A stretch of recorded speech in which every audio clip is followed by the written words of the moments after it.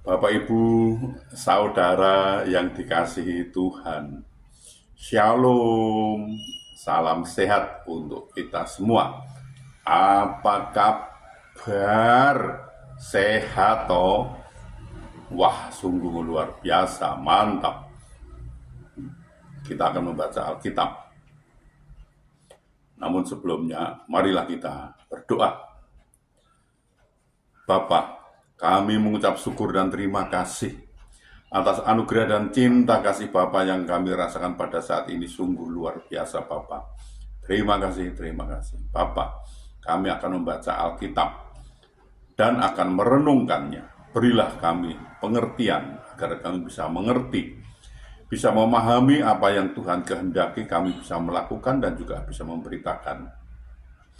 Dan berilah kami daya ingat yang baik, Bapak, sehingga kami bisa menyimpan dalam hati pikiran kami, Bapak. Dalam nama Tuhan Yesus kami berdoa. Amin. Bacaan Alkitab dari Ulangan pasal 1 ayat 36. Kecuali Kaleb bin Yefun, dialah yang akan melihat negeri itu, dan kepadanya dan kepada anak-anaknya akan kuberikan negeri yang diinjaknya itu, karena dengan sepenuh hati ia mengikuti Tuhan. Demikian pembacaan Alkitab. Terpujilah Yesus Kristus. Bapak, Ibu, Saudara, sampai hari ini masih ada orang yang berpikir bahwa mengikut Tuhan dengan setia tidak ada untungnya sama sekali.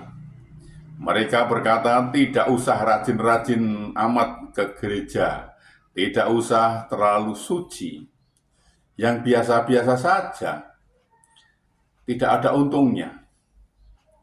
Mereka menyodorkan bahwa hidup mereka tidak ada peningkatan, tetap saja. Sementara orang-orang di luar sana hidupnya baik-baik saja dan happy-happy saja. Benarkah demikian? Kepada jemaat di Korintus, Rasul Paulus mengingatkan, saudara-saudaraku yang kekasih, berdirilah teguh, jangan goyah, dan giatlah selalu dalam pekerjaan Tuhan, sebab kamu tahu bahwa dalam persekutuan dengan Tuhan jerih payahmu tidak sia-sia.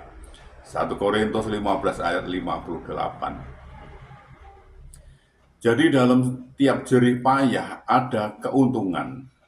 Amsal 14 ayat 23. Kaleb yang begitu setia mengiring Tuhan adalah salah satu dari 12 orang pengintai yang diutus Musa untuk memata-matai negeri Kanaan selama 40 hari lamanya.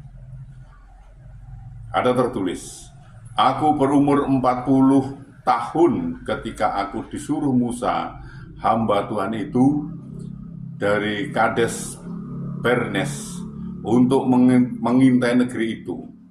Dan aku pulang membawa kabar kepadanya yang sejujur-jujurnya. Sedang saudara-saudaraku yang bersama-sama pergi ke sana dengan aku membuat tawar hati bangsa itu. Aku tetap mengikut Tuhan. Aku tetap mengikut Tuhan Allahku dengan sepenuh hati. Yosua 14 ayat 7-8. Ketika 10 pengintai dikuasai oleh rasa pesimis serta putus asa, Kaleb dan Yosua justru menunjukkan sikap hati yang berbeda. Keduanya memiliki iman yang teguh sehingga tidak terpengaruh oleh keadaan yang ada.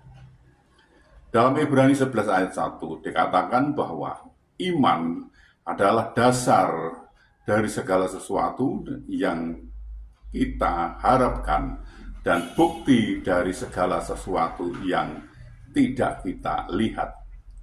Kaleb dan Yosua sangat percaya bahwa negeri yang diintainya itu dapat ditaklukkan dan akan diberikan kepada bangsa Israel. Hal ini membuat mereka dicemooh dan dimusuhi oleh banyak orang Namun inilah harga yang harus dibayar. Ada tertulis, segenap umat itu mengancam hendak melontari kedua orang itu dengan batu. Tetapi tampaklah kemuliaan Tuhan di kemah pertemuan kepada semua orang Israel. Bilangan 14 ayat 10. Tuhan tidak tinggal diam, ia menunjukkan kuasanya dengan melindungi Kaleb dan Yosua. Bapak, Ibu, Saudara, taat dan setia mengikut Tuhan adalah modal dasar untuk hidup kekal. Tuhan Yesus pasti menunjukkan kuasanya untuk melindungi kita. Tuhan menolong dan memberkati kita. Amin. Mari kita berdoa. Bapa, kami mengucap syukur dan terima kasih atas kesempatan yang Tuhan berikan kepada kami untuk belajar tentang firman Tuhan. Bapa, berilah kami daya ingat yang baik dan berilah kami pengertian agar kami bisa mengerti dan bisa memahami apa yang Tuhan kehendaki. Kami bisa mengingatnya, bisa melakukan, dan juga bisa memberitakannya. Tolong kami, Bapa. Bapak, kami juga berdoa untuk saudara-saudara kami, sahabat-sahabat kami yang saat ini sedang sakit, sedang ada kelemahan tubuhnya, mereka tidak bisa berbuat banyak karena sakit. Bapak, kami mohon belas kasih Bapak, tolonglah mereka Bapak, sembuhkan mereka, pulihkan mereka sehingga mereka bisa beraktivitas kembali. Tuhan menolongnya. Bapak, kami juga berdoa untuk saudara-saudara kami, sahabat-sahabat kami yang saat ini belum bisa memenuhi kebutuhan keluarganya dengan baik. Mereka ada kesulitan masalah keuangan, mereka tidak punya Bapak. Mereka sudah mencari dan mencari lagi, namun sepertinya mengalami jalan buntu mereka ini. Bapak, kami mohon belas kasih Bapak, tolonglah Bapak, bukakan jalan bagi mereka sehingga mereka mencari, mendapatkan, bisa bekerja, bisa berusaha, dan bisa memenuhi kebutuhan keluarganya dengan baik. Bahkan mereka bisa berkelimpahan dan juga bisa menjadi saluran berkat untuk orang lain. Bapak, kami juga berdoa untuk saudara-saudara kami, sahabat-sahabat kami, anak-anak kami yang saat ini sudah waktunya untuk berumah tangga, berkeluarga, namun mereka belum mendapatkan pasangan hidup yang seiman dengan mereka. Mereka sepertinya kesulitan untuk mendapatkan pasangan hidup yang seiman dengan mereka, Bapak. Bapak, kami mohon belas kasih Bapak, tolonglah Bapak, bukakan jalan bagi mereka sehingga mereka bisa mendapatkan pasangan hidup yang seiman dengan mereka dan mereka bisa membentuk suatu keluarga rumah tangga bahagia dan sukacita dan bisa beranak cucu mereka ini. Bapak, kami juga berdoa untuk bangsa kami, bangsa Indonesia, berilah damai sukacita, damai sejahtera, dan berilah bangsa ini agar mau mengenal Engkau lebih lagi, dan bangsa ini mau belajar tentang firman Tuhan sehingga bangsa ini tidak gagal paham, Bapak. Bapak, ini kami, pakailah kami untuk memberitakan firman-Mu, lengkapi kami dengan Roh-Mu yang kudus untuk memimpin dan memimpin kami dalam memberitakan firman itu agar tidak keliru, Bapak. Bapak, ampunilah segala dosa dan salah kami sehingga kami layak untuk memohon pertolongan Bapak. Dalam nama Tuhan Yesus kami berdoa. Amin.